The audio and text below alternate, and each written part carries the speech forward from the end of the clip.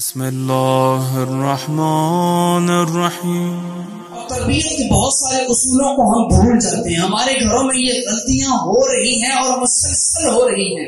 معصومین کے فرامین کو جا کے دیکھے تو معصوم نے فرمایا ہے کہ یاد رکھو اذا بلغت الجاریۃ 6 سنین فلا تقبلها، کہ جب تمہاری بیٹی 6 سال کی ہو جائے تو ماں باپ کے علاوہ کسی انسان کو اجازت نہیں کہ اس کو بوسہ دے۔ رسول نے فرمایا ہے کہ جب 6 سال کی بچی ہو جائے سوائے ماں اور باپ کے کسی کو اجازت نہیں کہ اس سے الفت اور پیار کرتے ہوئے اسے بوسہ دے۔ اسی طرح بیٹے کے بارے میں بھی فرمایا والغلام لا تقبلہ المرأة اذا جاوز 7 سنین، بچہ اگر وہ 7 سال کا ہو جاتا ہے تو ماں اور باپ کے علاوہ کسی بھی عورت کو اجازت نہیں کہ اس بچے کو پیار دے۔ شریعت ہے جو آل محمد نے ہمیں دی ہے، یہ تو قصور ہمارا ہے نا جو ہم بیان نہیں کرتے، ہمارے گھروں میں یہ سب کچھ ہو رہا ہے۔ کتنی احتیاطی تدابیر بتائیں کہ اگر بچی ہے تو کوئی مرد باپ کے علاوہ 6 سال کی ہے تو اسے بوسہ نہ دے، اور اگر بچہ ہے 7 سال کا ہے ماں کے علاوہ کوئی خاتون اس سے بوسہ نہ دے۔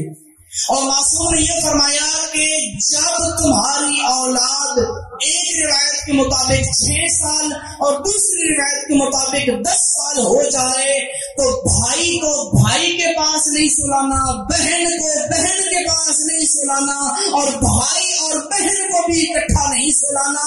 7 سال کے بعد سگے بہن بھائیوں کی بستر بھی الگ کر دو۔ یہ معصوم کو حکم ہے،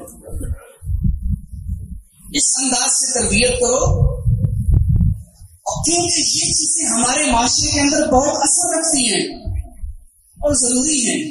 اور سب سے اہم ترین چیز خدا، مجھے اپنا بیٹا سمجھیے اور بیٹا سمجھ کے یہ بات مان لیجیے، خدا کے لیے اپنی اولاد کے رازوں کے محرم بنیں۔